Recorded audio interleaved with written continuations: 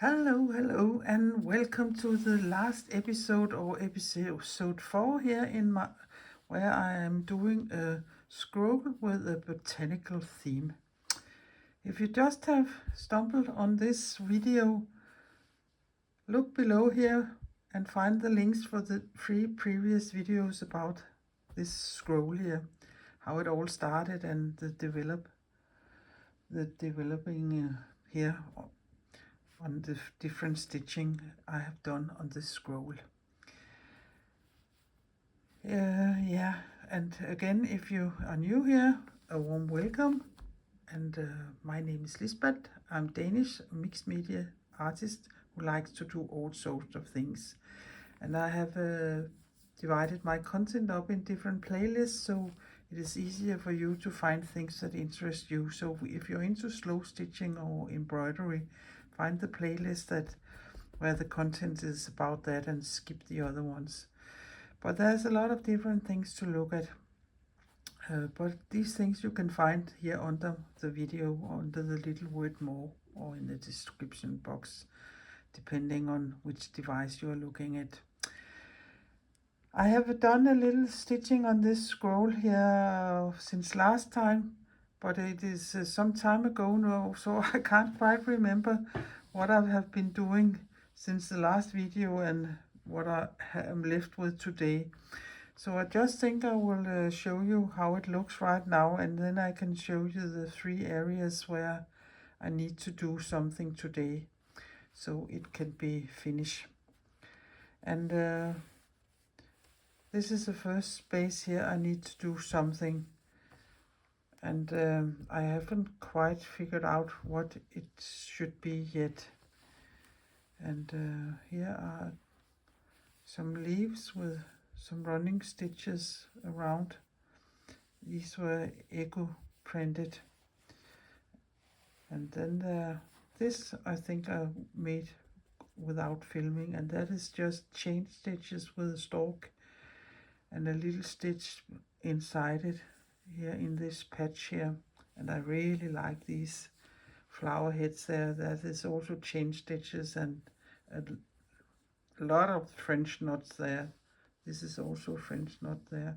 This is a jelly print, I believe.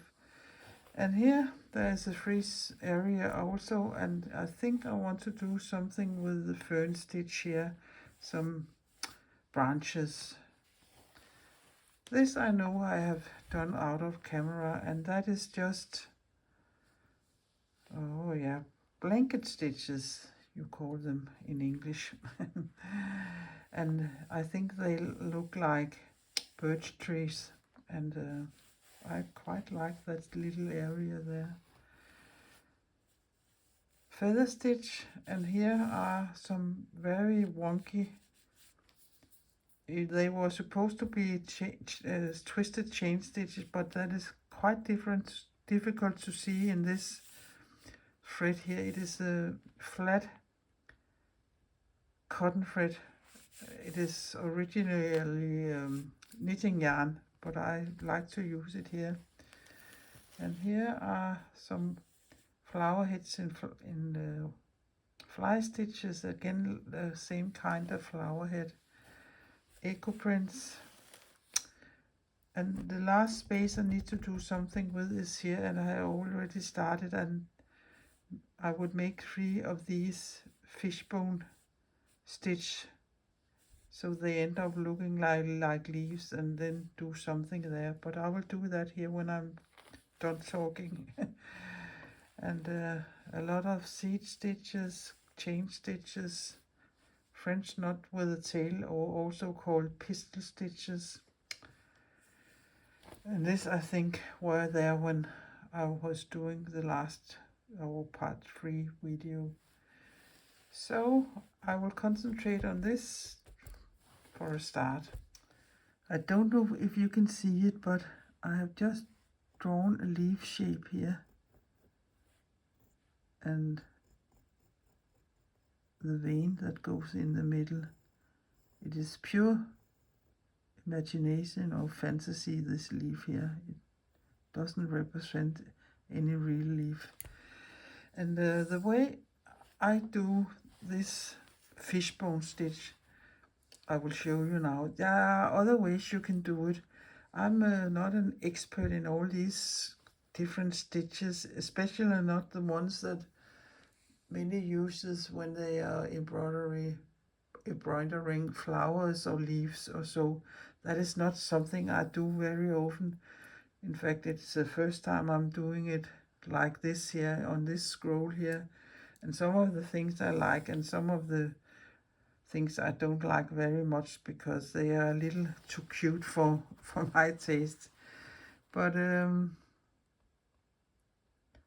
I come up here at the peak of the leaf, and then I go about 1 centimeter down there. Then I go up here, and I hit the line.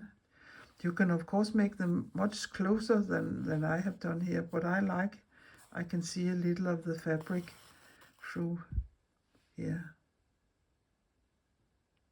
And then I go down here and take a small stitch here, like that. Yeah, and in fact I started the wrong way, I can see, because now I have to go over here and come over here, there.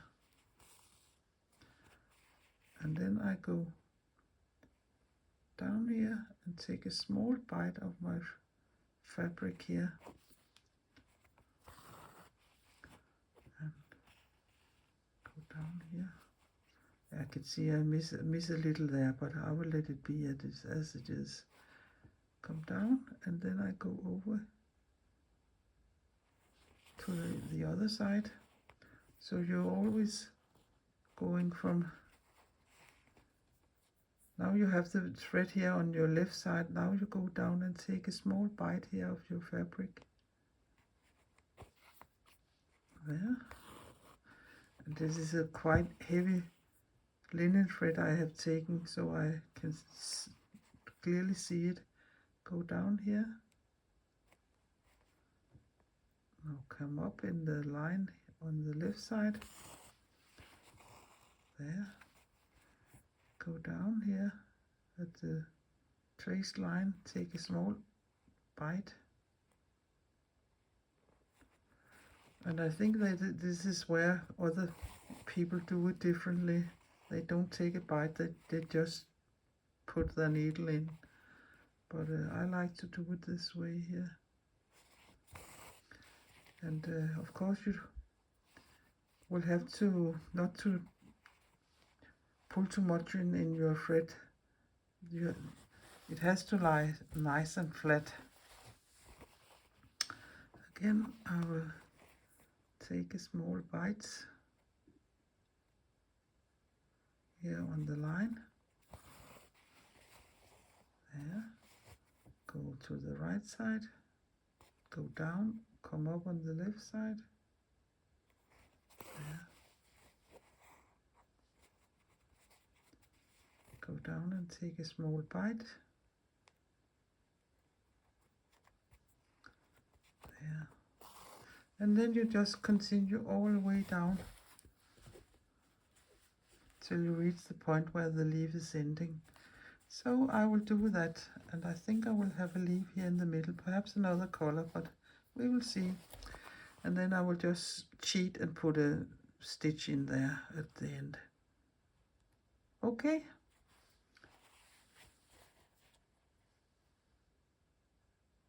So done with the second leaf, and I think I will do another smaller one here. So again I will just trace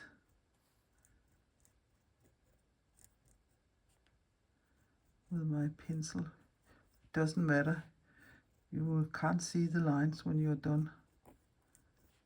There, like that. Yeah, it isn't the best one to trace with, but it is what it is. Yeah, and the one in the middle, so I have something to steer after. So again, I will just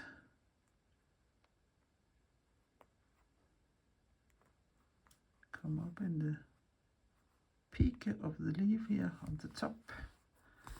And I have taken a darker thread here. Yeah, I don't know if that is very visible. I don't think it will work with that thread. I can't really see it. So you have one opinion till you have the next, and that is the artistic right. I will find another thread. So this is much better, I think. You can see it better. And this is yeah, it is something, I don't know where I got it from, but it is the Danish brand flower yarns, I think you call it. It is cotton, but yeah. Let us start again. I find the peak here and come up. And then I go down. A little further down here. So that was the first stitch. And then I go a little nearly down in the same hole here. And then I go out to the left and come up to the right there. And now I take a little bite of the fabric in the middle. Come up, go down to the right and come up to the left in the traced lines. There. I don't know if I can come any closer without it's getting blurry, but I can try. Take a small bite. Go down in the line. Come up to the left.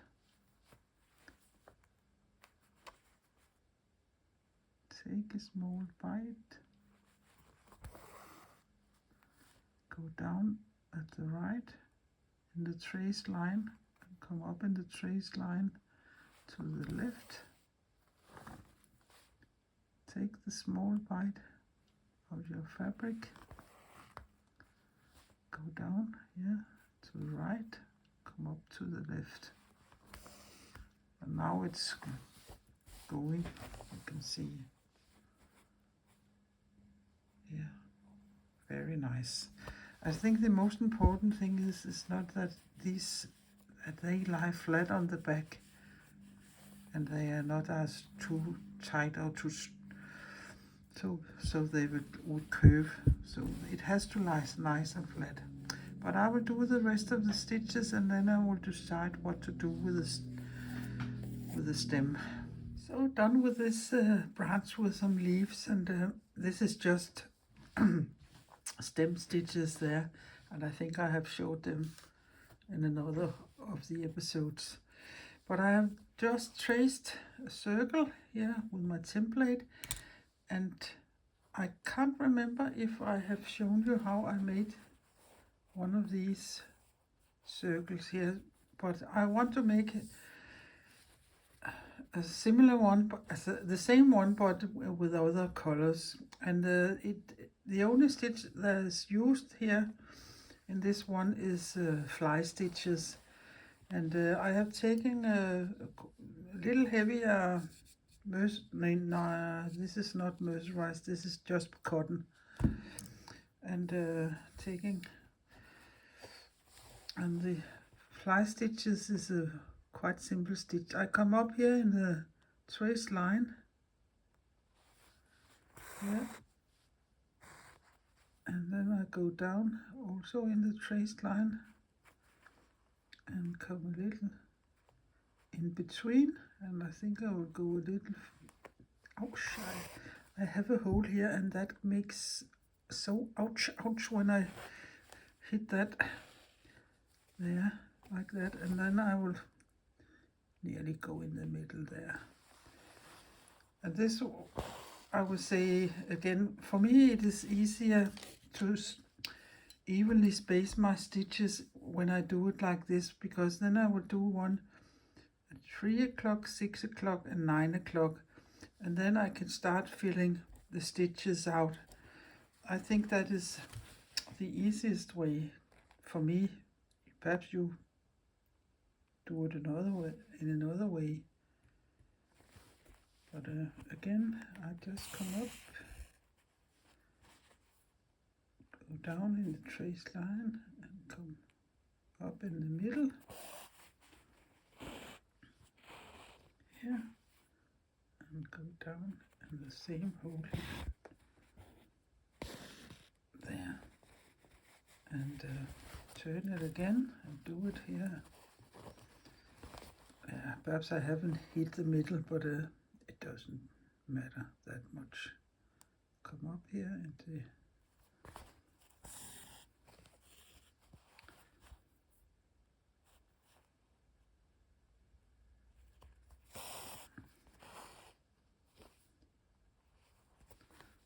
the middle. Oh, so sorry for shaking you, but you are quite close to my arms here and my fabric, because I want you to be so close so you can see what I'm doing. There.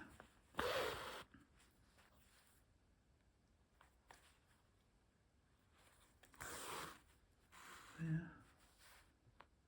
And in the middle. So now is the question, and I can see they are a little wonky, but perhaps I can have two there and only one there, and perhaps two there. I will see how it fits if I put them.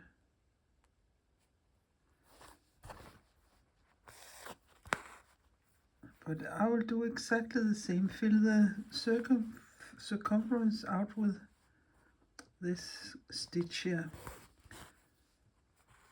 And then I will take another color and pleat them or overlap them, you could also call it.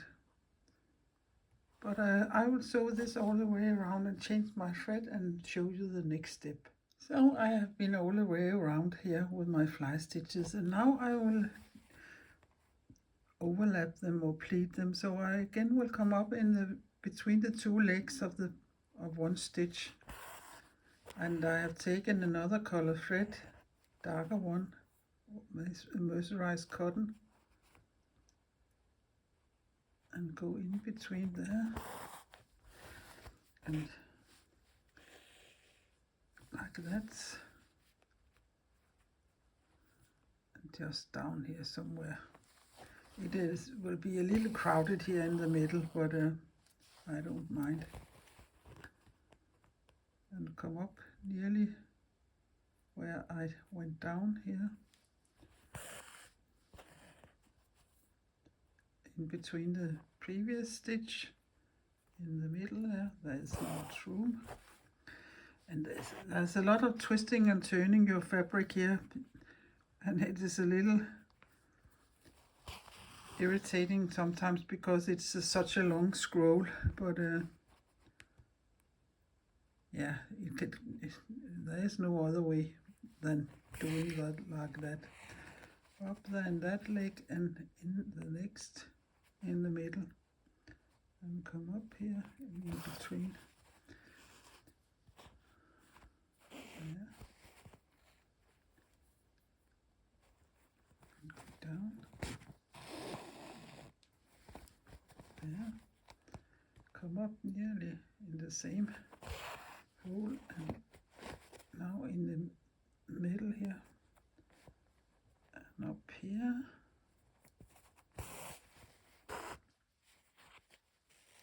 There. You can vary this stitch in so many ways, and it's a nice stitch to do. I have a challenge going, the Stitch Circle Show challenge going on right now also, and there, I think it was in week 27 perhaps, the dogma rules was to fill a big circle with, not big, but yeah, big compared to this, but fill a circle with fly stitches any way you wanted it to place them. And oh my, there was so many nice variations and creative variations in the group, and that makes me happy to see. But find the playlist Stitch Circle Show Challenge, and there you can find it.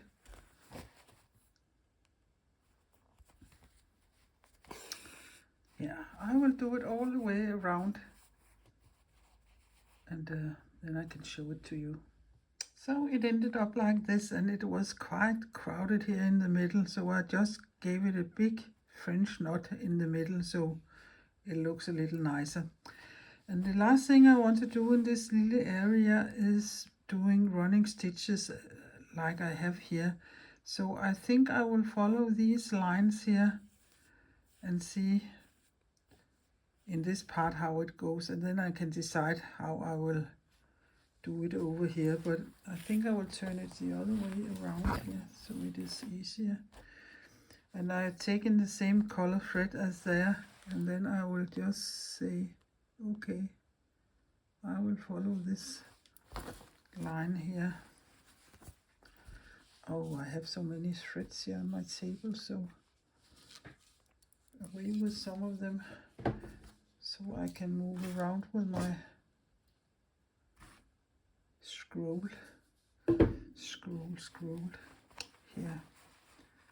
Let us see, and I think I will just eyeball it and see what happens. And I can feel I'm stitching through some heavy fabric here. That's the thing to consider when you're doing all these patches here, and not always choose the thickest fabric. Or yeah, it's not only the thicknesses, it's also how tight the weaving of the fabric is. You can see here it's like stitching into butter, but yeah, it's a little different. Yeah, so now I have a line to follow. So I'll just turn it around again. Sorry for all this rumbling around here, but it can't be different. I can't do it differently than this. So now you can see I have a line here.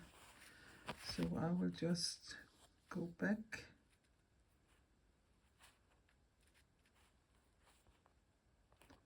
Following that line, and I will also do it on the other side and fill the space out with running stitches. It does something nice to the fabric, these running stitches here.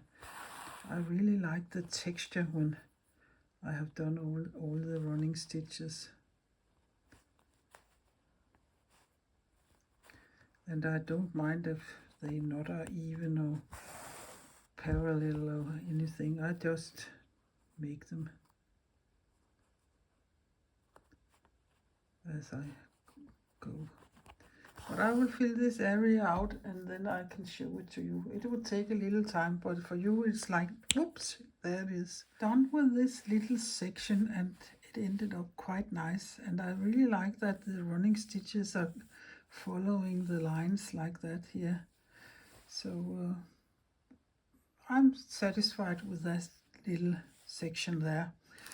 But let us go to this section here, who always, well, also is needing something. And I think I will try to do some fern stitches here. And I've just traced the line there, and I will make that line with fern stitches, and then I will decide what next to do. And I have taken this little funny flat thread here. So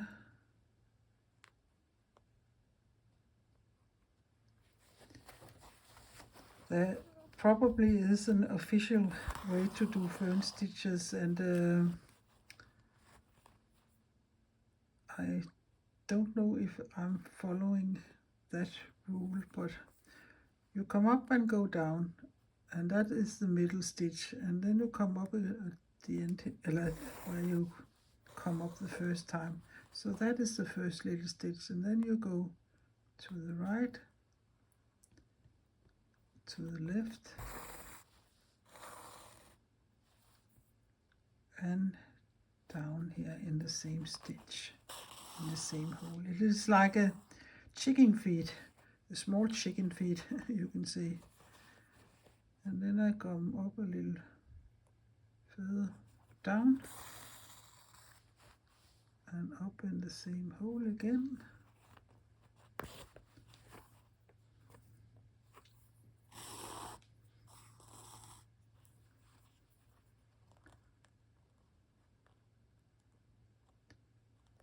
Yeah, already now I can see I'm into something not supposed to be like that,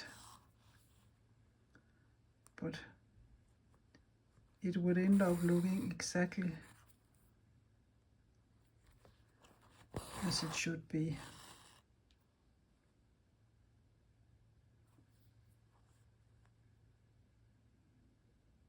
Come up here,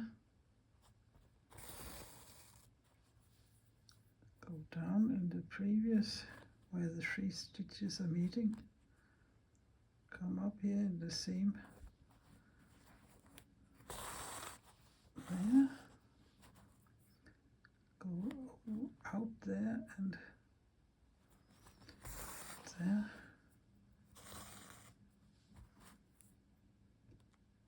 and there. It isn't very difficult, and I don't think it matters very much which order you do it in. As long as you have a middle stitch and 2 stitches diagonally, or which angle you will do them, that is the way you can vary the look of the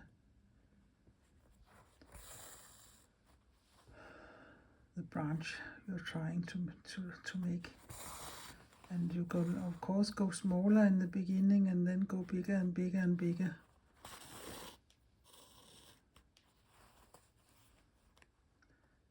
And I have another thread. I think I could perhaps just make some straight stitches also, so I could make the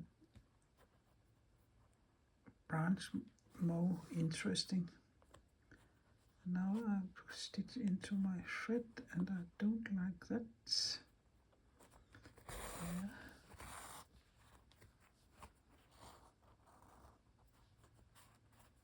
And go out.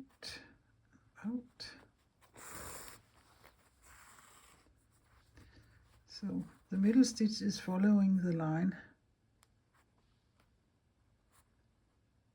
I have traced, but I think I will just continue with that all the way down, and perhaps then make them bigger and bigger the further down I get here on my fabric. So it became 3 small branches with these fern stitches, and I think they looked quite nice, so I won't be doing anything more to them. And here in this area here, I will just go for a little cluster of seed stitches like here, and fill the rest out with running stitches. But you don't need to see me do all these running stitches. I've done that several times, but the seed stitches you also have seen me sewing, so I will just start filling an area out here to give it a little contrast here. So, and I really like to sew seed stitches. I know many of you,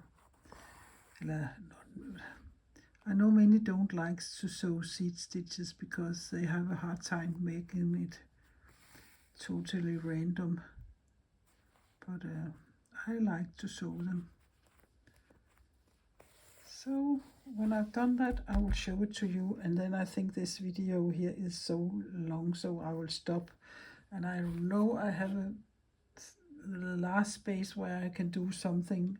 I will do that out of camera. I don't know what I will do that in it, or perhaps I can tell you what I will be doing and then do it out of camera, because else this video will be as long as a bad year.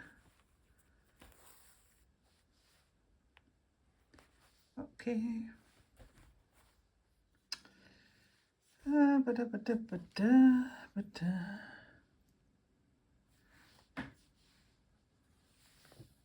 This here is, yes, I have shown you that. So this is where I want to do the last stitching in this area here. And I have just drawn some lines with my pencil, made stem stitches there. Now I'm filling some single chain stitches on, and when I'm done with that, I will do the running stitches, and then this scroll is finished. And I will find something I can roll it over or scroll it around, or what it is called. But the stem stitch I have shown you previous in one of the other videos, I think. I have always not hated the stem stitch, but I never liked to sewing the stem stitch. And in fact, I don't know why, because I think if you use a thicker thread, and you find out how to do it, it looks quite nice. But here I will just do a little chain stitch here.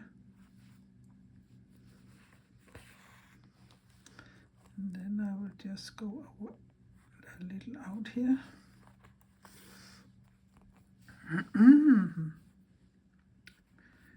I could perhaps say me, me, me, like the opera singers, but I ain't going to sing.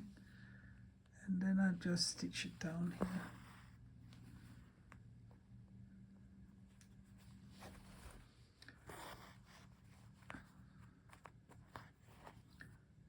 You could, of course, have put them opposite each other so they were parallel, but I think I will offset them here.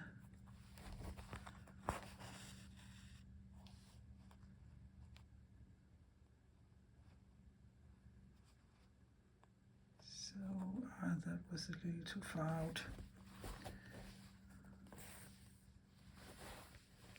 And then an single chain there. And just go down somewhere at the stem stitched line. And do the same over here.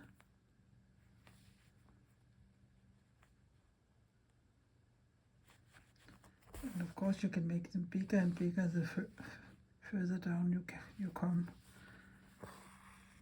But, it is quite cute. And as I said earlier here in this video, I really don't know. Cute isn't my thing normally, but now it's with a botanical touch, this scroll here. And it has been fun doing it. And that is also important, that you're doing something that is not fun, but things you like to do. And in fact it is also fun because, yeah, now I use the word again, but I think you know what I mean. But it is funny because you never know what you end up doing when you're working like this, when you take a little area and work on that, and then you do the next. And something happens, and that's why it perhaps look one way in the one end and another way in the other end. And now there's a big disgusting fly in here because I have all doors and windows open right now. So I will sew this up with this kind of stitching here and do my running stitches, and then I will consider this scroll done. So here it is, my finished scroll. I have been stitching all afternoon and it is nearly too dark to do more videos, but I think I just can get it done here so I can show you the last thing I have been doing. This piece of wood here is just a piece I found in our stack with wood for fire, and my hubby has just made it nice here and at the end, so it is I don't get anything in my fingers, so that is very nice. I haven't attached it in the other end because I don't know if it will be sitting there, and perhaps I find something else, but we'll see. Right now it is sitting there and it looks choppy and chunky and very nice. So let us unroll it, and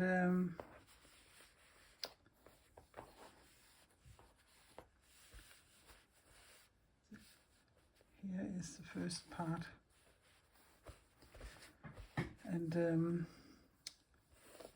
it is quite, you see some things when you're done, and that is, beside the stitching of the elements themselves, I have done a lot of running stitches that way or that way, and I can see if I have done running stitches that way, it gets pushed together or smaller that way, instead of when I'm doing it this way, it is doing the opposite. So that's why perhaps it is going like this, but I don't mind, and it is what it is. And I can see there's a thread dangling there. I would have to do something about that, but I could do that later. But I think this looks quite nice, and I especially like these flower heads there, and this gives it also a little extra, and I have made them quite dark, and they are several ways placed here on the scroll, so you get a certain cohesion. But I think it looks very cohesion because it's the same color scheme and it's the same subject. This is about the botanical subject. But here is this piece, and I made that today, and I think it works quite nice, and I especially like when the running stitches are going not straight or vertical, or horizontal or vertical, but going around. And color wise, I think it looks very nice. You can still see the fishbone stitch, the leaves that are made out with fishbone stitches. And yeah, perhaps I should unscroll it all here at once. You can see it's just a stick like this or a branch like this. And yeah, I also really like this piece here. Perhaps I can come in a little closer. Yeah, the fly stitches and the flower head here with chain stitches and French knots, I think look nice. And again, the same color as here with the seed stitches.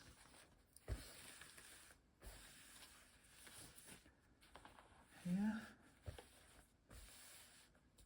And this was the twisted chain stitches with the flat yarn. Feather stitches, and this is just yeah, my brain is a little tired now. I think blanket stitches, where I have made them this way, and then I made a row the opposite way and put the legs inside each other, And they really look like birch trees, the trunks of birch trees, I think. And this one here I also made today. Fern stitches and fern stitches, and again I let the running stitches run like the shapes of this, and again a cluster of seed stitches in the dark.